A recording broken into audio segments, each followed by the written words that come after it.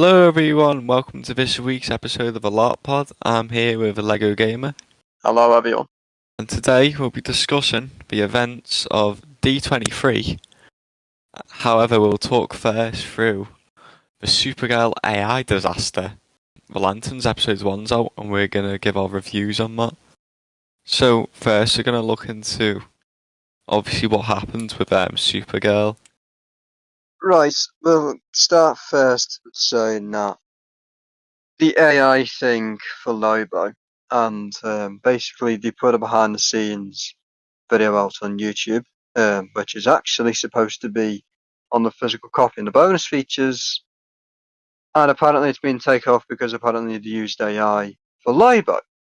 That's one thing, and the other thing is that apparently this film was supposed to be an AI. This whole film should have been AI, what DC had planned, but like 2 months before prior, they changed it into like that and just basically mainly made it what it is now. So yes, Supergirl should have been AI made, and the whole disaster with the Lobo situation on the behind the scenes video on YouTube and the behind the scenes featurette on the physical copy. So what's your thoughts on Lobo situation?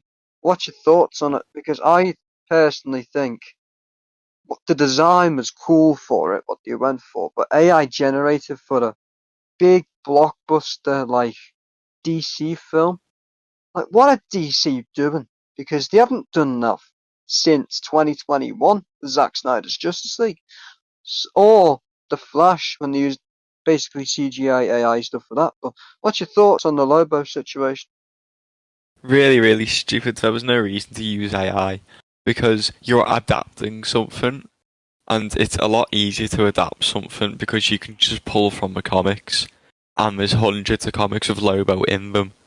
So you could have Yeah. just pulled any design from any of those hundreds of comics. But they used AI, which is just stupid. And now that we know that they've used AI on Lobo, the whole movie is probably AI generated, including the script.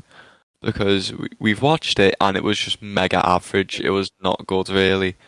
And compared to all the other projects, it's not good at all. Because you're looking at Superman. Superman was an absolute banger.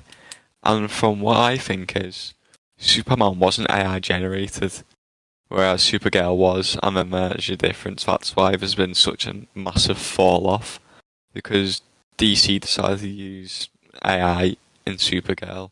That's why it's so shit. And they have used AI before, like a game has just said with Justice League and the Flash CGI, and neither of those movies are good. So you'd think they would have learnt their lesson, wouldn't you? But they've obviously just went for it again.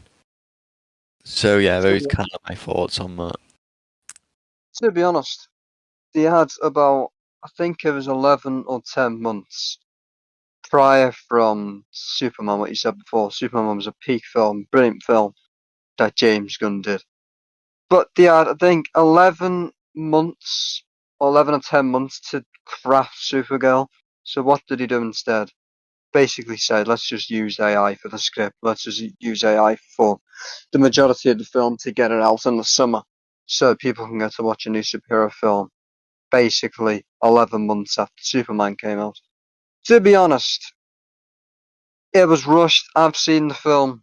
You've seen the film. You've done a review. I haven't done my review. Maybe might do my review next week or something.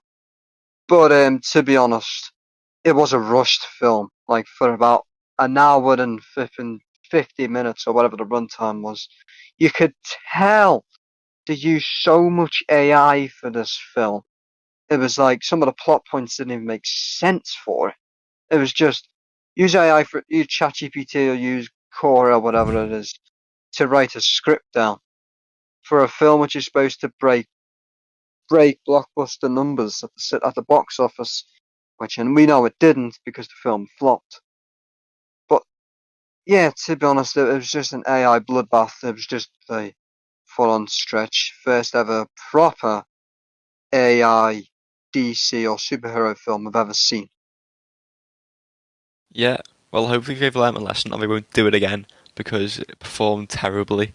And using AI probably had something to do with that, considering people have probably gone seen the movie and went, oh, that was average, you don't need to see it. Because that's what I was like to my friends after seeing it. I was like, oh, it was average, you don't even need to see this movie.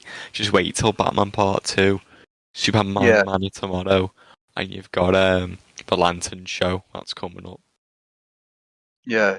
So, to be honest, what I said, I saw it. I've seen it. I saw it on Amazon Prime. I bought it because maybe I may have bought it. But to be honest, you get the bonus features, and what I said before, but that thing with Lobo, the bonus features on that was brilliant. But it was like the documentary of how they made it and stuff.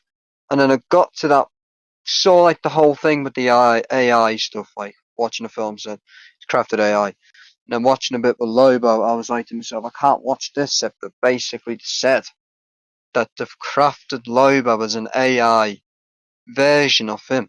Like what you said, there's hundreds of comic books out there with Lobo in them.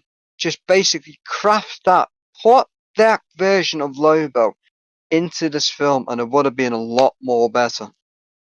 But yeah, it's just the AI bloodbath, and I mean it. It's a bloodbath. Okay. Do you want to do our review of Lanterns, episode 1? Right then, yes, let's go. So, do you want to start off first? Because I've got thoughts as well on it. I want to give. It was a very good episode. Obviously, it was always small nitpicks, but I think overall it was quite enjoyable. And I'm excited to see where it goes next because it's setting up a big mystery at the end there. If you haven't seen it, go and watch it. You can watch it on HBO Max and stuff. But I mean, like that final scene of where 2026 they go to, with I think her name was Kerry, right? The detective. When I you think go so. to when they go to that field thing, and then he's sitting in the exact location that where the mass shooting happened early on in the episode. I was like to myself, well, he's just been froze over. It's been 10 years and he's been froze. Is Hal Jordan dead? Or we know Hal Jordan's going to be in the next episode, of course, because why wouldn't there be a Lantern series if you want to kill him off episode Yeah. one? But I mean, the main line by our following is the 2016 line, and it's going to fast forward to 2026 every now and then. yeah, like maybe like towards the end of the episode you go to 2026. To be honest, I like the plot points in it though. The whole beginning thing when he's learning how to become him, like even in a car as well. I was laughing my head off when he said there's 3 miles down the road to the taco stand. I'll beat you there. And then he uses the ring to cover himself on the damage and stuff. That was cool. The bar scene as well, when he fights off the crooks in the bar because he counterfeits money. That was funny. And then you meet, I think it was the godmother of the kid and the sister of the detective. She was cool to see her first interaction with John Stewart in the bar. That was pretty cool. And then you get to see inside the police station, like in the department thing, to see him in like interrogating the alien, who was we don't know who it is yet, but that was brilliant. And the memes out of that was funny though, about the Hogwarts meme and like the because it's 2016. This is before Donald Trump came into politics and stuff. Yeah, Barack Obama. But the whole thing of how don't you know stuff because you're an alien, and then making a mass occurrence to the whole thing in Nebraska, like the whole town and stuff, was brilliant because it was just a cool plot point to say, well done, you've got your mark up there, you know who he is, he's Hal Jordan, the alien knows who he is, he knows who the alien is, make that destruction, we don't know where he's gone. So that was a cool plot point of the whole episode and the whole thing with the mass shooting from him being the killer, who we suspect is the killer, to then becoming the alien at the end of it. It's brilliant. Yeah. So the alien in the interrogation room was actually, which are extraterrestrials, obviously, but actually little androids that they're like space police basically, and Mm. so they're obviously on Earth, maybe looking for something, and so there goes setting up the mystery because Yeah. you've got and obviously a manhunter pretending to be on Earth and pretends to be a human, and Mm. people have died. So people are dying, and there's a manhunter on Earth, which is obviously leading back to space. So I Yeah. think the series is definitely going to take the Lanterns to space by the end. Well, hopefully. I was saying to myself yesterday on the episode 4, possibly by episode 4 when John gets his own ring before the battle takes place, because apparently there's a feud between Hal and John in this. They both fight, and then John takes the ring off him. Hopefully, it's John's version, so John goes up into space to find the whole space corporation and shit like that. So there is a thing with this. I thought that there was a woman in this episode, and I thought there was a name that was given out, and I forgot what the name was. But it replicated me one of the manhunters. I was like to myself, well, possibility of, because you got Miss Martian, who apparently appears later on in the series. Martian Manhunter is apparently appearing in Man of Tomorrow. Apparently, Martian Manhunter's appearing in that, which is pretty cool with Brainiac and stuff. But apparently, there's a third Marsh with that guy. Apparently, there's a fourth Martian on Earth, but we do not know. Maybe she might be pulled out in episode 2. Maybe we never know if she is. Yeah, I forgot her name and I forgot what she looked like, but she was an old woman in the episode, and yeah, it just clicked onto me, the name. I forgot what it was. Yeah, because you do have your cynical protagonist, Howard Jordan, and a lot of people are kind of upset about how they've skipped through all of Howard Jordan's story until when he's older. And what all I can say about that is their solution. They're probably going to make a prequel movie, I reckon, for Howard Jordan. Yeah, I think I to do a can prequel. I can see them casting a younger actor and doing a movie like later on, maybe a couple of years time. Maybe when the MCU kicks off for the second wave, like James Gunn's doing his first chapter now. Chapter 1, Gods and Monsters. Maybe chapter 2, we possibly get Hal back. But Massive risk at the end. Howard Jordan's dead, and he's been killed. So it leads us to speculate what killed him. I don't know, because it's like if he's in, it's like 2026, because 10 years. How is he dead? Because he's in the same spot. He's in that field in the snow where no one's around. How was he dead? Because we don't. Maybe episode 2, like the first 5 minutes of episode 2, explains how he was there and stuff. But yeah, maybe it's a decoy.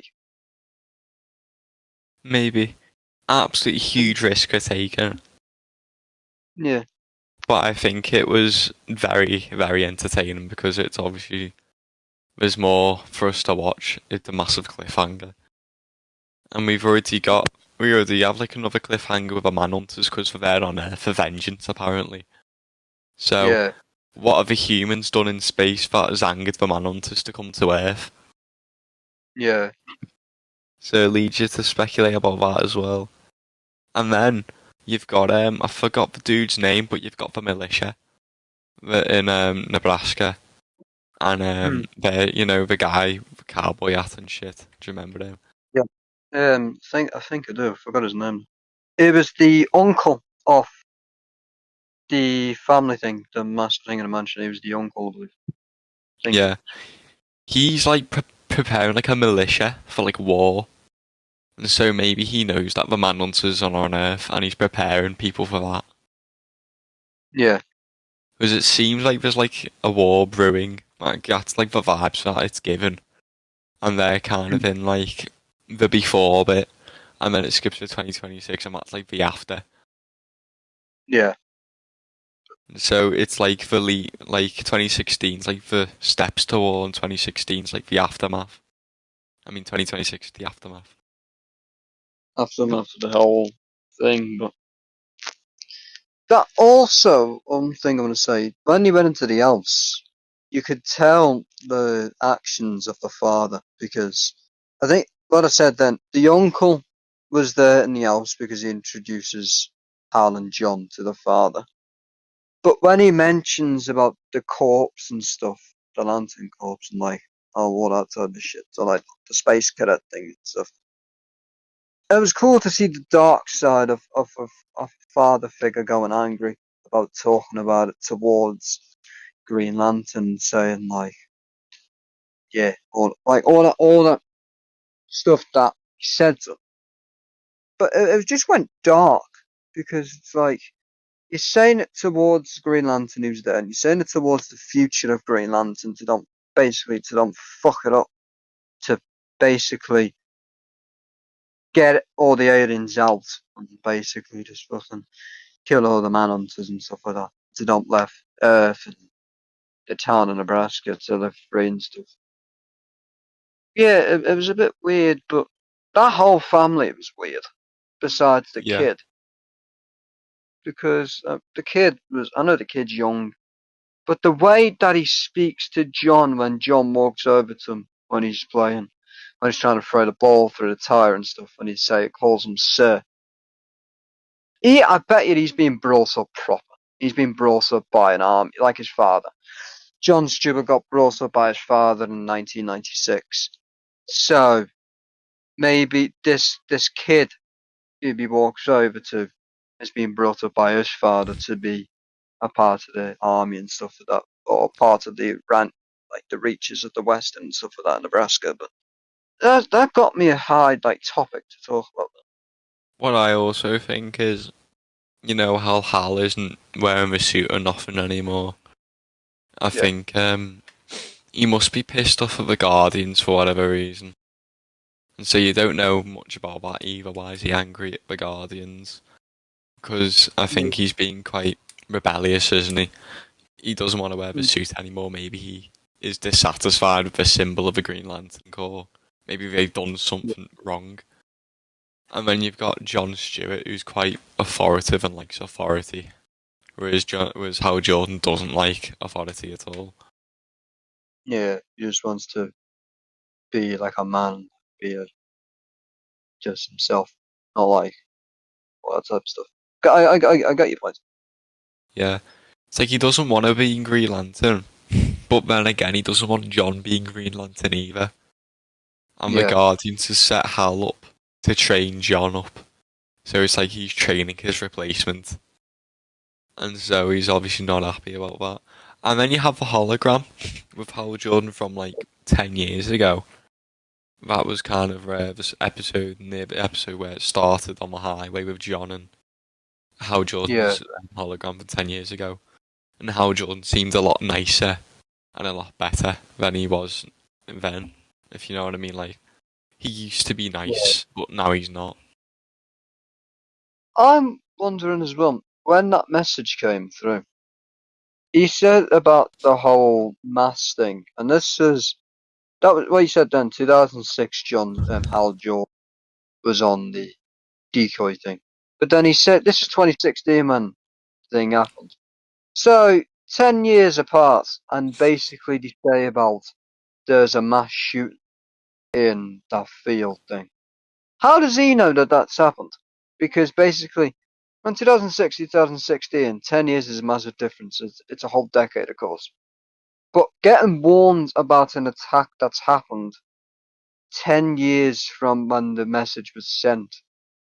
Like, I know he says, who are you and stuff like that, and like, I'm your trainee and stuff like that. But I mean, 2006, Hal Jordan to 2016, and then to that, when he goes to the bar and stuff, and he says to them that there's a whole thing in the branches of it and the whole field thing about the shooting and stuff. That was a bit weird. That was a bit like it was weird. Like to hear a message from 10 years ago actually being there 10 years later. It was very weird. Like you knew what was going to happen. You didn't know that the whole alien thing is going to go out and stuff. But that was a bit weird though. Yeah. Well, we're going to get to see Guy Gardner soon in the series. I think he's going to be in the 2026 timeline. I think so. Yeah, because Superman, the Superman one, like The new Superman film was 2025, 2026 in the timeline of it. So yeah, it's going to be 2026, and Yeah. looks like he's going to be in prison. John Stewart's going to be in prison. That's what he talks. But yeah, we'll have to see what happens next week. Each episode comes out each Monday, of course. We'll be watching it. We're definitely going to watch it Monday and get the reviews out. Hopefully Yeah. today.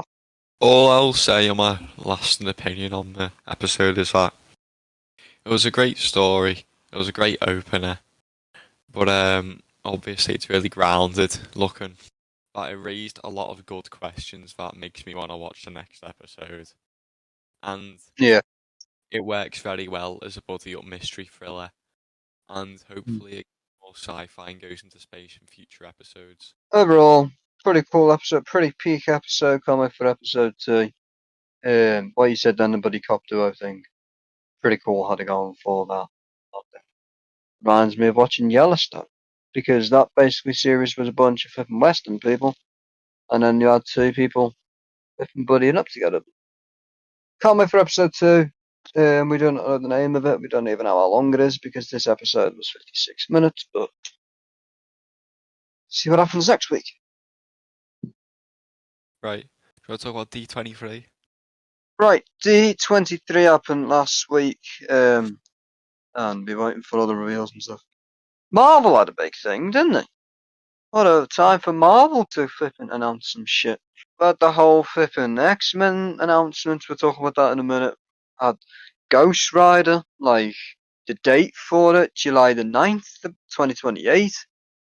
We've had the whole flipping amazing friendly neighborhood Spider-Man season 2 got announced. We got flipping other stuff, a Doomsday trailer, Vision Quest. Pretty cool for Marvel this year because last year they had basically fuck all. All I will But say is, right, there was just so many kind of sequels and remakes, like, yeah, fucking, like, announced. And it's like, why are we still doing this? Why aren't more original stories being made? Because I really could not care to go see a Rapunzel live action remake. The Moana one was like a flop, and from what I've yeah, heard, the Snow White one wasn't even good. So why we're getting a Rapunzel one, I have no idea. yeah. But also as well, we've had Frozen 3. Who gives a shit about Frozen? To be honest, the kids have all grown up. Film came out 2013, we're getting a new The film same 2020. thing. It's the same Ice Age. Yeah, Like kids are growing up, but you need to start making new franchises for the generation that's right now. yeah. But Going back to old franchises that were for younger kids, but that was whereas these younger kids all grown up. yeah, like seeing Incredibles 3 as well. Like I know they've said it's the last one in the trilogy. To go for the kids. We don't really like to be. I know we got Elastigirl and a Mr. Incredible in the first 2. I know we do want to wrap it up with the kids. Kids this age, when the first film came out, it was 2004. We weren't even born. But I mean, like, kids now, back then, like, when the film comes out 2028, kids will be 24 years old. People will be 24 since the first one came out. People will be old. People will be uncles. People will be unks. People will be flipping, having kids. People getting married. Shit. It's cool to finish off a series, but I mean, we don't need sequels. Zootropolis 3 as well. Zootropolis 3 getting a Why? third film. It was like we had the second one last year in November 2023. Oh, 2025, sorry. And that broke box office numbers. And then they've announced a third one for 2030, 2031 or something like that. It was crazy. But like, who the hell needs a third one? It's like Toy Story. Like, you Yeah, don't need like Toy Story. Those kids are grown up, bro. exactly. Them Kid, kids are grown up. It was like you've had 1, 2, and 3 of Toy Story. They were fine. And then you had 4 and 5, which did not make sense because who's gonna watch Toy Story 4 and 5? We've seen them. Like you've seen 1 to 4, I've seen all 5 of them because one, I've got nephews and a niece, and plus I love Toy Story. But I mean, we don't need flipping.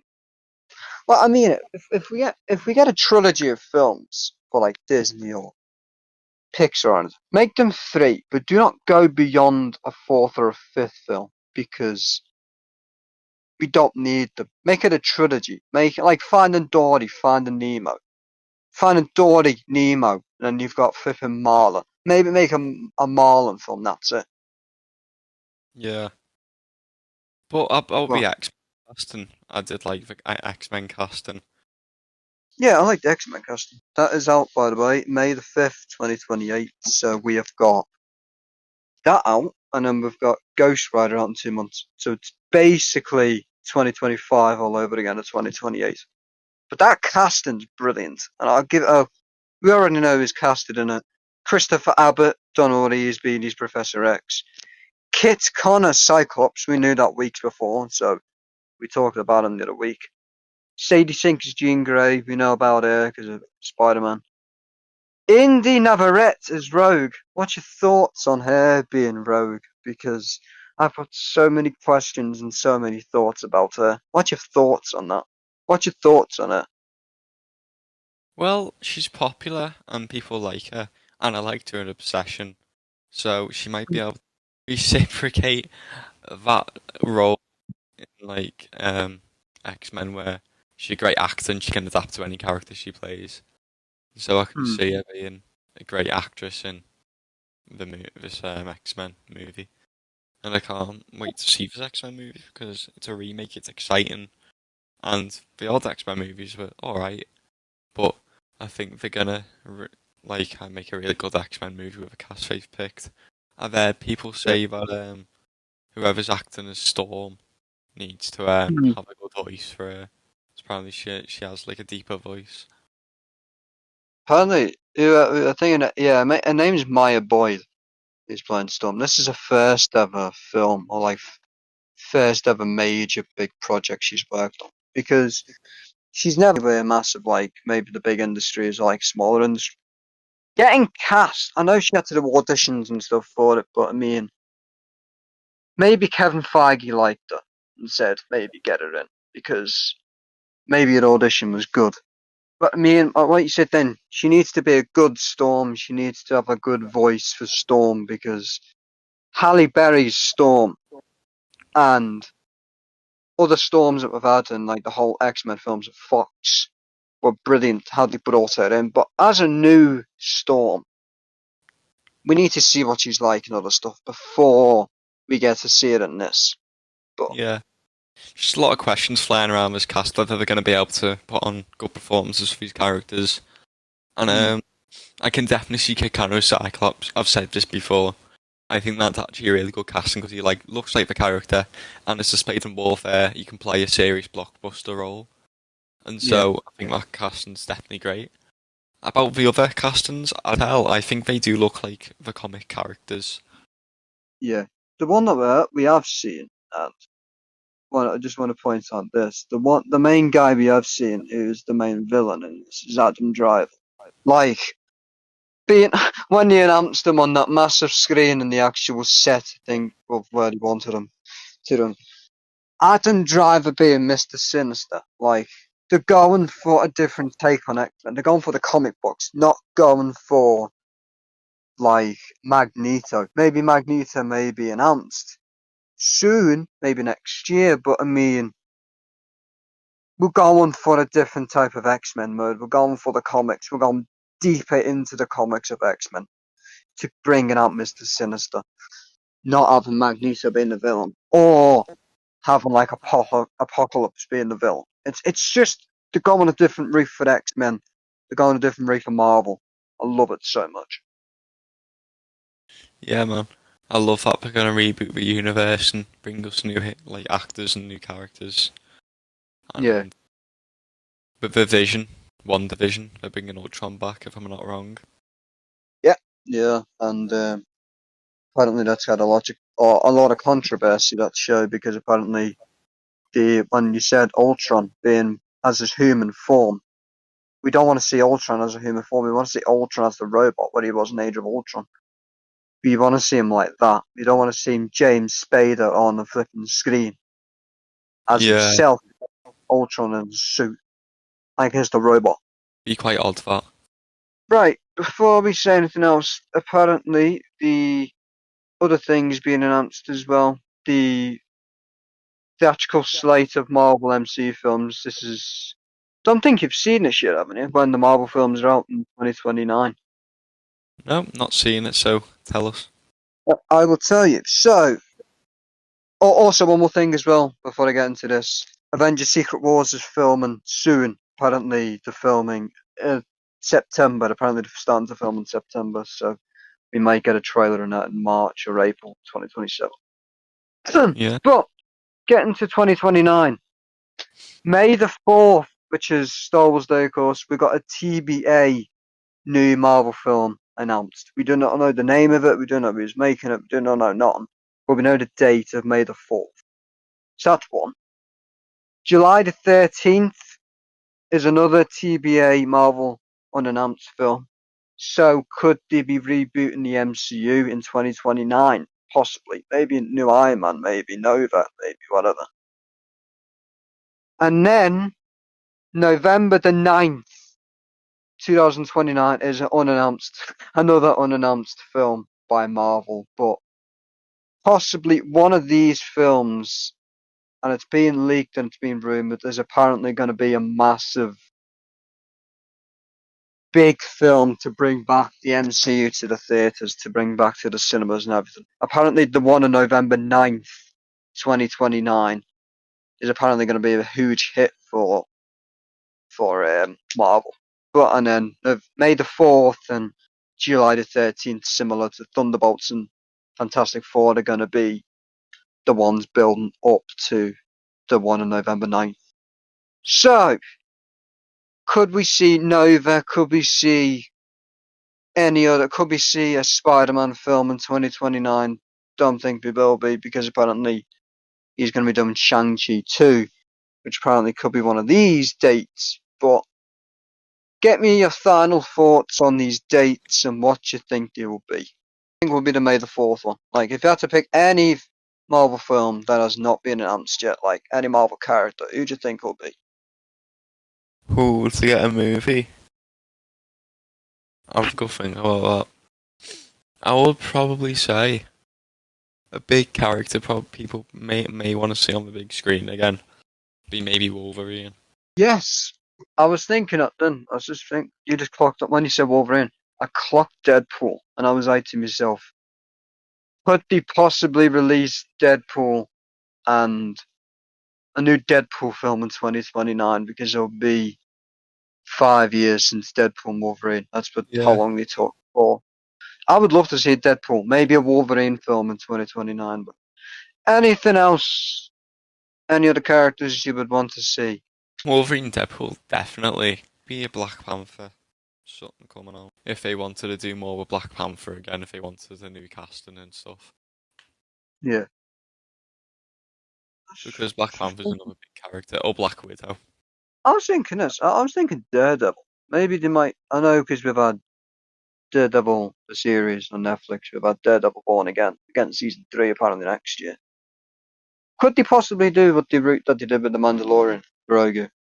Maybe do a 3 series of Daredevil and release a film. I would love to see a major, big, blockbuster Daredevil film, because they did Punisher and Spider-Man: Brand New Day. People loved that. They had the Punisher series with 2 seasons, and what I said, he got into Spider-Man. I know Daredevil was in No Way Home, but I mean, as his own film, like as his own character, not just the lawyer version of him. I would love to see a Daredevil movie. Well, he's got his series back in it. People know who he is. Can see it happening. Stuff on TikTok as well saying he can beat Thanos. Yeah, Like this stupid shit, yeah. but that's mainly it for the Marvel D23 stuff. I know we've had Star Wars stuff as well. We've had Ahsoka Season 2 announced. We've had Star Wars Starfighter with Ryan Gosling coming out in May the 27th, 2027, I think it is. One of them days. But yeah, that's mainly it for D23. So, should we say what we're doing next week? Lanterns episode 2 is going to be reviewed next week, 100%. Yeah. Games come. Nightfall, Batman Nightfall will be out on the 25th of August. Yeah, so we'll definitely do Nightfall if we can get to watch it. Yeah, I'll be watching it, definitely. I might watch it maybe the week it comes out, but maybe. Games comes next week as well. We get new game stuff there. Lego Batman Legacy of the Dark Knight DLC. They apparently got a new trailer and gameplay, which is pretty cool. And then also next week, which I don't think we will be doing, I think about to be the week after, is GTA 6. The whole GTA 6 gameplay thing. We'll react to that as well.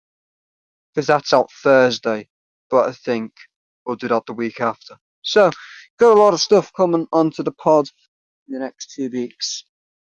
Do you want to close us off then? Yeah.